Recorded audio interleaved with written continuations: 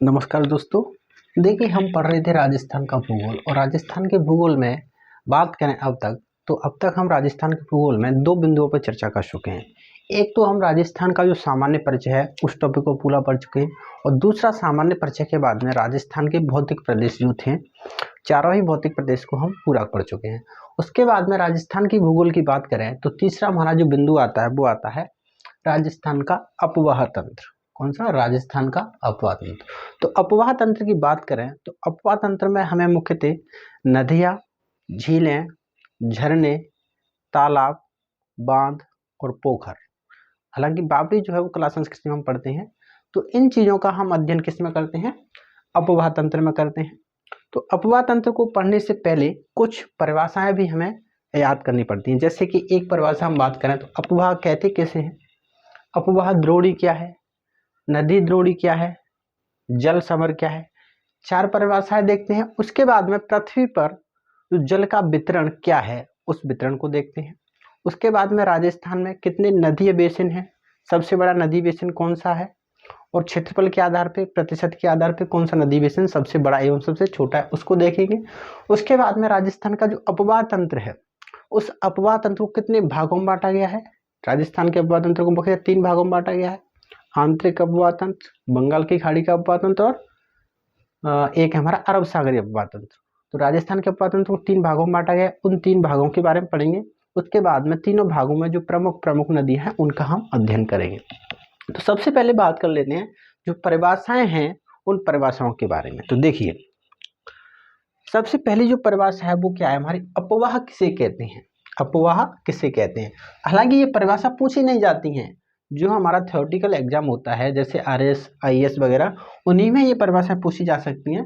जो हमारा ऑप्शनल वाला जो होता है ओएमआर वाला, उसमें ये परिभाषाएं नहीं पूछी जाती, लेकिन फिर भी जानकारी के लिए आप याद रखना चाहो तो रख सकते हो। तो पहले हम बात करें किसकी, अपवाह की। अपवाह क्या है तो देखिए, अपवाह कहते हैं निश्चित वाहिकाओं के माध्यम से, निश्चित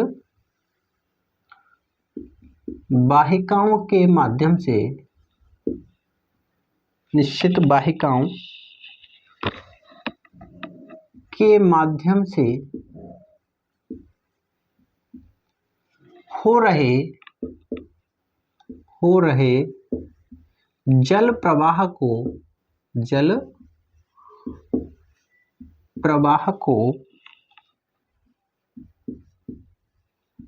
अपवाह कहते हैं। जल प्रवाह को अपवाह कहते हैं। तो अपवाह कैसे कहते हैं, निश्चित वाहिकाओं के माध्यम से जल प्रवाह होता है उसे हम क्या कहते हैं, अपवाह कहते हैं। इसी में याद रखना चाहो तो अपवाह तंत्र भी आता है, तो अपवाह कहते हैं। उसके बाद में याद रखना, इन वाहिकाओं के जाल से निर्मित तंत्र को, इन वाहिकाओं के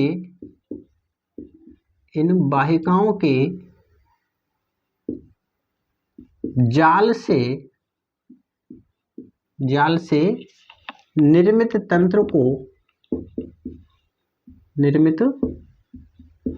तंत्र को अपवाह तंत्र कहते हैं। निर्मित तंत्र को अपवाह तंत्र कहते हैं। तो देखिए, 2 परिभाषाएं होगी इसमें। वाहिकाओं के माध्यम से, निश्चित वाहिकाओं के माध्यम से जल प्रवाह होता है उसे तो क्या कहेंगे हम, अपवाह कहेंगे, ठीक है ना। और इन अपवाहों के जो जाल होता है उस जाल के क्या कहेंगे हम, निर्मित जाल को क्या कहेंगे, अपवाह तंत्र कहेंगे, ठीक है ना। प्रवाह को तो, जल प्रवाह को तो अपवाह और वाहिकाओं के जाल को अपवाह तंत्र। जैसे कि देख लीजिए, ये हमारी एक कोई निश्चित वाहिका है जो नदी के रूप में बहकर हमारी क्या कर रही है, जा रही है।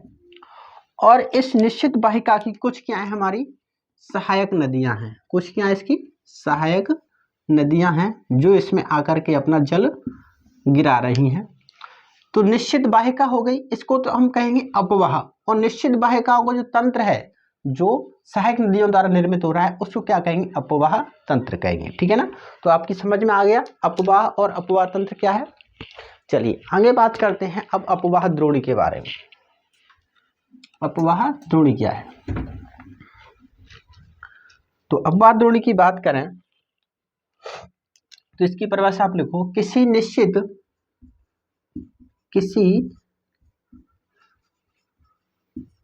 नदी तथा उसकी सहायक नदी, किसी नदी तथा उसकी सहायक नदियों द्वारा होने वाले अपवाह को अपवाह द्रोणी कहते हैं। अपवाह को अपवाह द्रोणी कहते हैं। अपवाह द्रोणी कहते हैं। अपवाह द्रोणी कहते हैं। तो अपवाह द्रोणी क्या है? किसी नदी तथा उसकी सहायक नदियों द्वारा, मान लीजिए कोई नदी है तथा उसकी क्या है, सहायक नदी है, उनके द्वारा जो अपवाह हो रहा है उस अपवाह को ही क्या कहेंगे हम? अपवाह द्रोणी कहेंगे।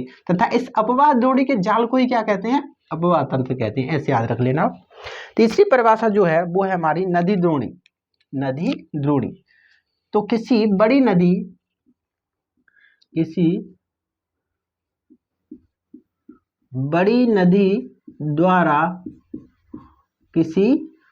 नदी द्वारा निर्मित अपवाह तंत्र को, किसी बड़ी नदी द्वारा निर्मित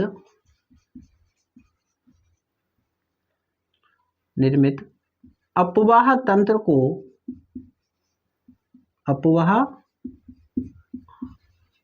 तंत्र को क्या कहते हैं? नदी द्रोणी कहते हैं। किसी बड़ी नदी द्वारा निर्मित अपवाह तंत्र को नदी द्रोणी कहते हैं।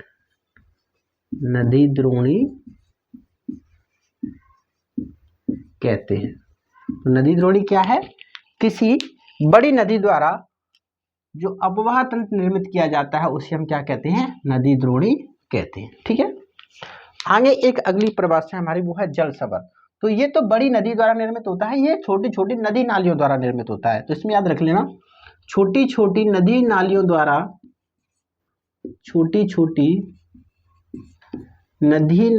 द्वारा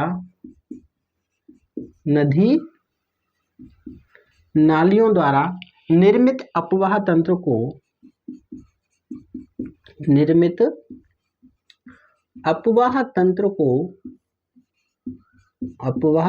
को जल संभर कहते हैं। अपवाह तंत्र को जल संभर कहते हैं। तो जल समर और नदी द्रोणी क्या है? ये दोनों एक दूसरे के विपरीत हैं। जैसे कि इसमें तो बड़ी बड़ी नदियों द्वारा निर्मित होता है, उसे तो नदी द्रोणी कहेंगे, और जब छोटी छोटी नदियों द्वारा जो अपवाह तंत्र निर्मित होता है उसे हम क्या कहेंगे? उसे हम जल समर कहेंगे। ठीक है ना। तो देखिए ऑप्शन में आपके लिए क्या आ सकता है, ये पूरी की पूरी परिभाषा आपको दे सकता है और ऑप्शन में ये 4 चीजें दे देगा और आपसे पूछ लेगा कि निम्न में से क्या सही है। जैसे कि आपको दे दिया कि किसी बड़ी नदी द्वारा निर्मित अपवाह तंत्र को क्या कहते हैं? किसी बड़ी नदी द्वारा निर्मित अपवाह तंत्र को क्या कहते हैं?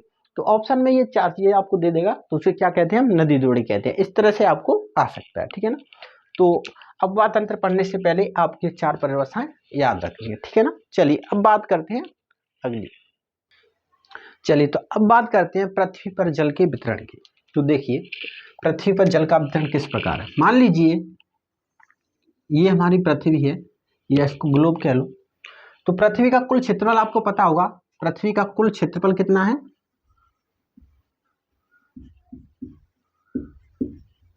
पृथ्वी का कुल क्षेत्रफल कितना है? तो पृथ्वी का कुल क्षेत्रफल कितना है? 51 करोड़ स्क्वायर किलोमीटर। पृथ्वी का कुल क्षेत्रफल कितना है? 51 करोड़ स्क्वायर किलोमीटर। इसमें से बात करें तो हमारा जो 36.17% इस 51 करोड़ स्क्वायर किलोमीटर का 36 या ऐसे कह लो 36.17% नहीं है, 36.17 करोड़ स्क्वायर किलोमीटर ये जो भाग है ये तो हमारा क्या बनाता है? ये भाग बनाता है हमारा जलीय भाग। ये कौन सा भाग बनाता है? जलीय भाग बनाता है। और इस जलीय भाग से ही क्या निर्मित होते हैं, हमारे महासागर बने हुए हैं। क्या बने हुए हैं, महासागर। बाकी जो क्षेत्रफल बचता है हमारा, कितना बचा, 14.83, 14.83 या ऐसे कह लो 34, 50, 83, 51 हो गया। 14.83 करोड़ स्क्वायर किलोमीटर जो क्षेत्रफल है, इस पर हमारा कौन सा भाग है, इस पर जो हमारा भाग है वो हमारा स्थल भाग। ये कौन सा भाग है, स्थलीय भाग है। और इस स्थलीय भाग से जो निर्माण हुआ है वो किसका हुआ है, महाद्वीपों का निर्माण हुआ है। किसका निर्माण हुआ है, महाद्वीप। आपको पता होगा महासागर कितने हैं, 5 है, जैसे 4 ही काउंट होते हैं, और महाद्वीप कितने हैं, 7 हैं आपके, ठीक है ना। अब बात करें, ये तो पृथ्वी कुल क्षेत्रफल के आधार पे होगी। अब बात करते हैं पृथ्वी के ग्लोब की। तो ग्लोब की अब बात करें तो मान लीजिए ये सेंटर पॉइंट जैसे है, तो पृथ्वी का लगभग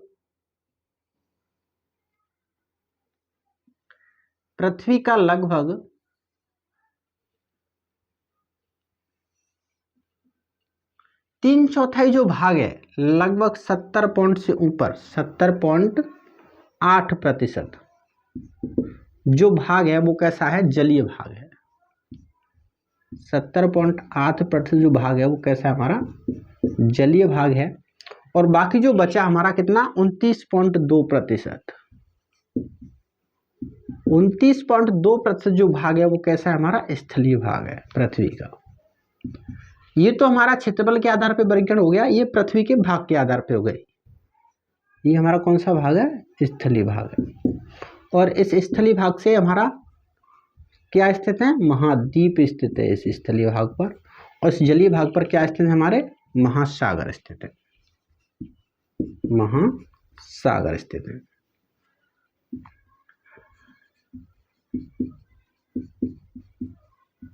महासागर स्थित है, ठीक है ना। एक वर्गीकरण तो आता है, एक वर्गीकरण यहाँ से गोलार्धों के आधार पे और पूछ लेता है, तो वो भी मैं आपको बतला देता हूं। मान लीजिए ये जैसे हमारी ग्लोब है, अगर ग्लोब को हम 2 भागों में बांटें, उत्तरी भाग और दक्षिणी भाग, या इसको कह लो उत्तरी गोलार्ध और दक्षिणी गोलार्ध। तो उत्तरी गोलार्ध की बात करें तो इसमें कौन कौन से हमारे महाद्वीप आएंगे, है ना, और कौन कौन से इसमें महासागर आएंगे, उस आधार पे बात करें 2 भागों में बांटने के आधार पे, तो इसका लगभग 80% भाग, इस उत्तरी गोलार्ध का 80% जो भाग है वो तो हमारा कैसा है, जलीय भाग है, जलीय भाग। और 20% जो भाग है वो कैसा है, स्थलीय भाग है, स्थलीय भाग। ये कौन सा गोलार्ध है हमारा, ये हमारा उत्तरी गोलार्ध, उत्तरी गोलार्ध, ठीक है ना।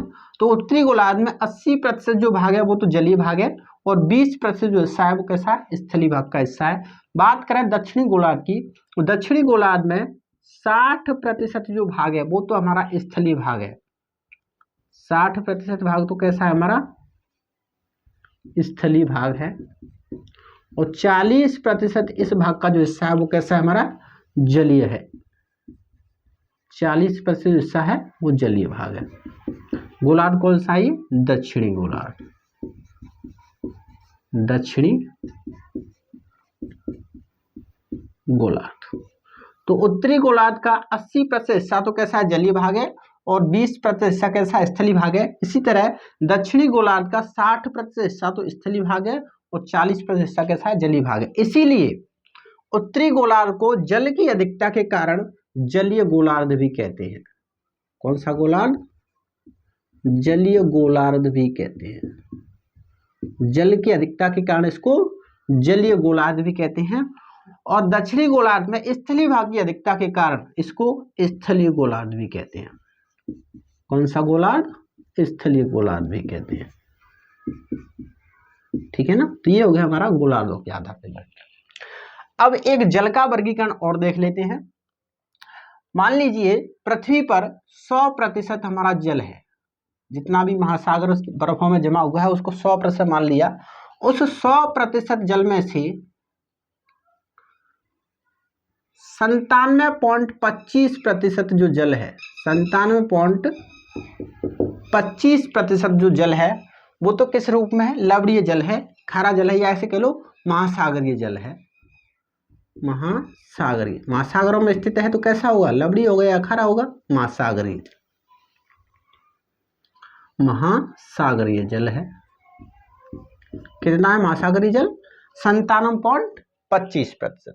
बात करें 2.75% जो जल है, 2.75% जो जल है वो कैसा है, हमारा मीठा जल है, मीठा जल। इस मीठे जल में से भी कुछ हिस्सा तो हमारा बर्फ के रूप में जमा हुआ है। इस 2.75% में से कुछ हिस्सा तो लगभग 1.75% जो हिस्सा है वो तो किस रूप में, बर्फ के रूप में, हिमानियों के रूप में, हिमनदों के रूप में जमा हुआ है। कुछ हिस्सा इसका नदी के रूप में विस्तृत है और कुछ हिस्सा इसका छोटे छोटे तालाब, पोखर आदि के रूप में विस्तृत है। बात करें इस मीठे जल की, पीने योग्य जल की, तो पीने योग्य जल है हमारे लिए जो उपलब्ध है वो है लगभग 0.003% जो जल है वो हमारे लिए क्या है, पीने योग्य जल है। हमारे लिए पीने योग्य जो उपलब्ध जल है वो कितना है, 0.003% पीने योग्य जो उपलब्ध जल है। ठीक है ना। तो आपने देख लिया कि हमारे लिए कितना जल उपलब्ध है, फिर भी हम पानी का कितना वेस्टेज करते हैं ना।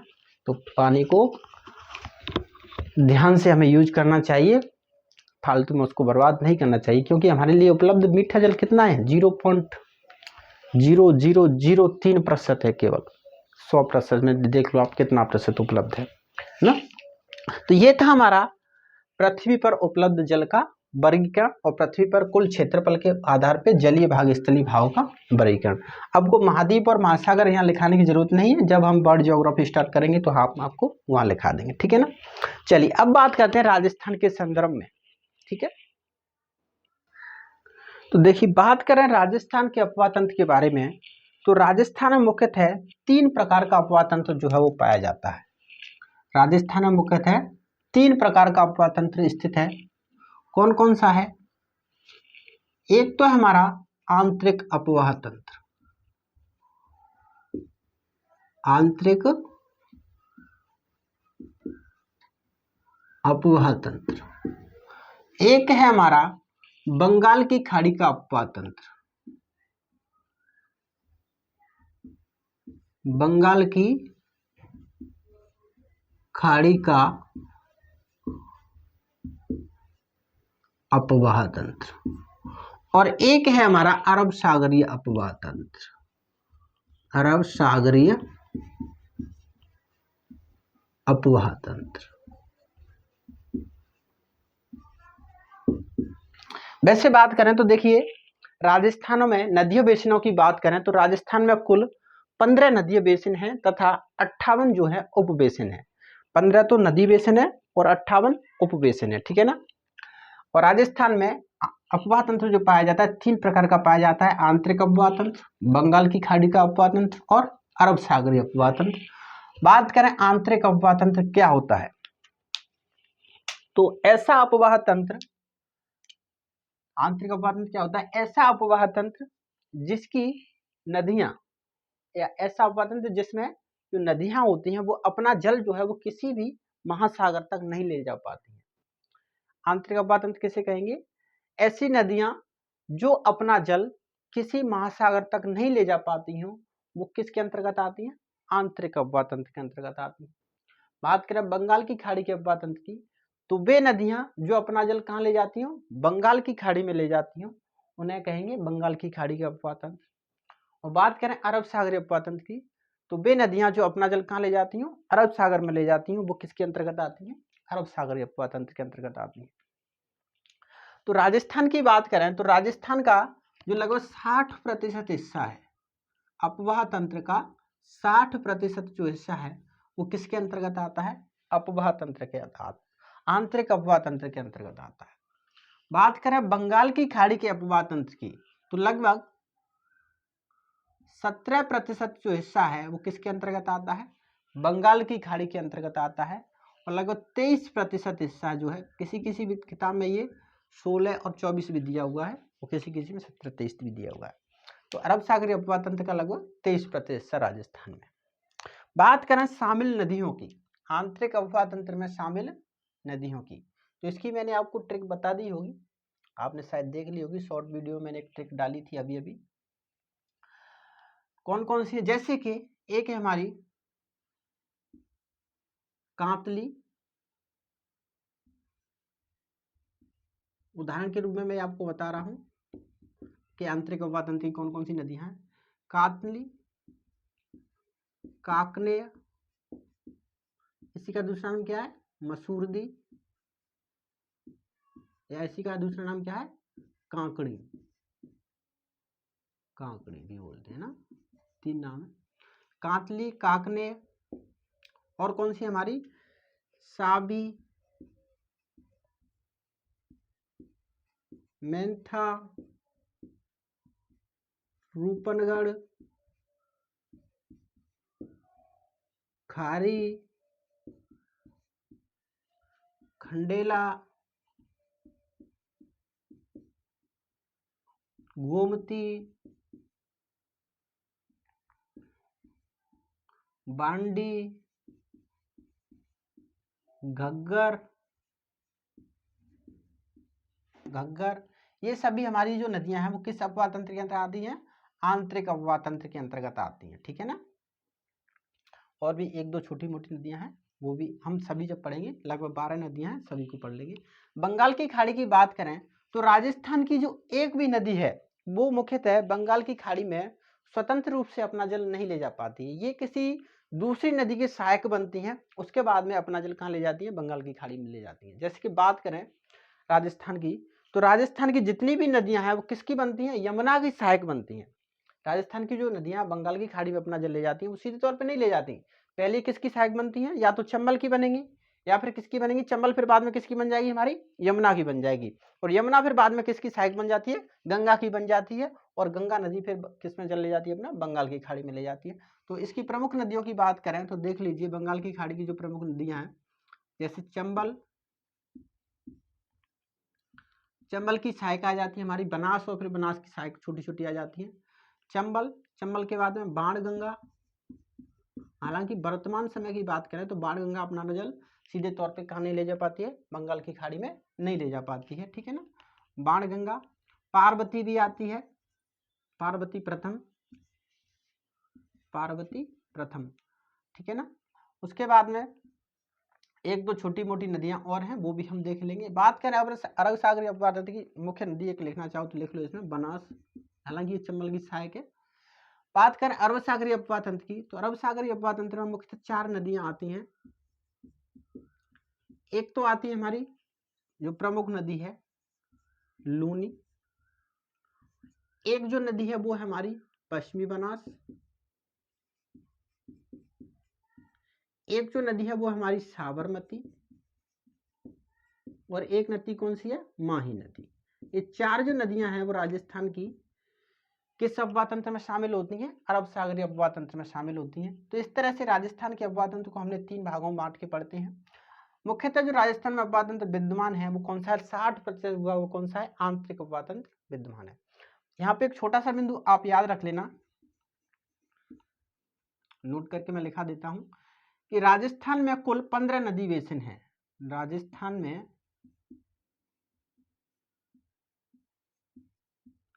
कुल 15 नदी बेसिन है, कुल 15 नदी बेसिन तथा 58 उप नदी बेसिन है, उप नदी बेसिन है। 15 नदी बेसिन तथा 58 उप नदी बेसिन है, ठीक है ना। उप नदी बेसिन का मतलब क्या है, जो 15 नदियां हैं वो तो मुख्य नदियां हैं, और 58 जो है इनकी कुछ सहायक नदियां जो हैं वो भी नदी बेसिन का निर्माण करती हैं। तो राजस्थान में 15 तो नदी बेसिन है और 58 उप नदी बेसिन है। बात करें सर्वाधिक नदी बेसिन किस नदी के हैं, सर्वाधिक नदी बेसिन आपको सर्वाधिक ही पूछ सकता है, कम नहीं पूछेगा। कम क्यों नहीं पूछेगा कि 6 नदियों के क्या है, एक एक नदी बेसिन है। सर्वाधिक जो नदी बेसिन है वो है हमारे लूनी नदी के। लूनी नदी के सर्वाधिक कितनी नदी बेसिन है, 12 उपनदीय बेसिन है। तो सर्वाधिक नदी बेसिन किस नदी के हैं, लूनी नदी के। कितने हैं, 12 उपनदीय बेसिन है, ठीक है ना। तो ये थी हमारी राजस्थान के अपवाह तंत्र का वर्गीकरण और उसके कुछ नदीय बेसिनों के आधार पे। इसके आधार पे एक चीज और यहाँ पे पूछ लेता है, वो क्या पूछता है, जल ग्रहण क्षेत्र के आधार पे राजस्थान की नदियों का वर्गीकरण। तो यहाँ पे छोटे छोटे बिंदु और मैं लिखा देता हूं। राजस्थान की, अगर आपसे पूछे कि राजस्थान की सबसे लंबी नदी, राजस्थान में प्रवाहित सबसे लंबी नदी, चलो मैं इसको साफ करके फिर एक एक से 5-6 बिंदुओं वो मैं आपको लिखा देता हूं, ठीक है। चलिए अब कुछ विशेषताओं की बात कर लेते हैं अपवाह तंत्र पढ़ने से पहले। तो देखिए आपको कुछ बिंदु याद रखने हैं, जैसे कि राजस्थान के ऐसे 2 जिले हैं जिनमें कोई नदी नहीं प्रवाहित होती है। तो आप बिंदु याद रख लेना, चूरू तथा बीकानेर। हालांकि इन जिलों की संख्या अब बढ़ भी सकती है, तो जिलों की संख्या चेंज होने के बाद में ना, तो वर्तमान में आप चूरू और बीकानेर याद रखना। चूरू तथा बीकानेर राजस्थान के 2 ऐसे जिले हैं, राजस्थान के 2 ऐसे जिले हैं, ऐसे जिले हैं जिनमें कोई नदी प्रवाहित नहीं होती है, जिनमें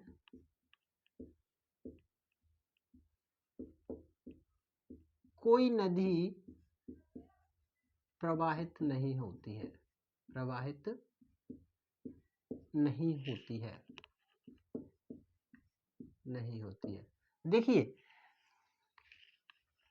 बात करें चूरू की, तो चूरू जिले में हालांकि जब अधिक बरसात हो जाती है ना, खंडेला की पहाड़ियों में जब अधिक बरसात हो जाती है झुंझुनू जिले में, तो जो कांतली नदी है वो कुछ सीमा तक चूरू जिले में प्रवेश कर जाती है, लेकिन चूरू जिले की मुख्य तक कोई नदी नहीं है।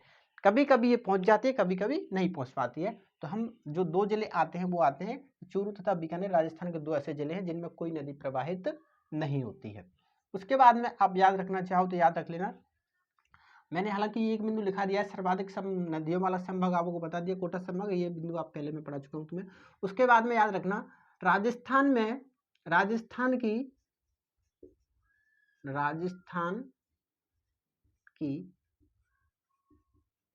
सबसे लंबी नदी, सबसे लंबी नदी, तो राजस्थान की सबसे लंबी नदी कौन सी है, चंबल नदी है, चंबल नदी। इसकी लंबाई जो है देखो 3 आती है, एक कहीं कहीं जगह तो 966 आती है, 966 किलोमीटर, 965 किलोमीटर भी आती है, और 1051 किलोमीटर भी आती है, ठीक है ना। लेकिन मुख्यतः 966 किलोमीटर या 965 किलोमीटर आपको याद रखना है। एक क्वेश्चन आता है कि पूर्ण बहाव की दृष्टि से राजस्थान की सबसे लंबी नदी, तो पूर्ण बहाव की दृष्टि से जो राजस्थान की सबसे लंबी है वो कौन सी है, बनास नदी है। पूर्ण बहाव की दृष्टि से राजस्थान की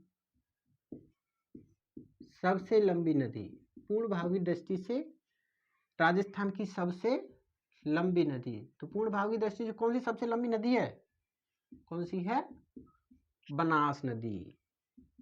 बनास नदी एक ऐसी नदी है जो राजस्थान में ही तो इसका उद्गम होता है, और राजस्थान में ही किसमें मिल जाती है, चंबल की सहायक बन जाती है, तो पूरी तरह से राजस्थान के अंदर ही बहती है। इसलिए पूर्ण बहाव की दृष्टि से राजस्थान की सबसे लंबी नदी कौन सी आ जाएगी, बनास नदी।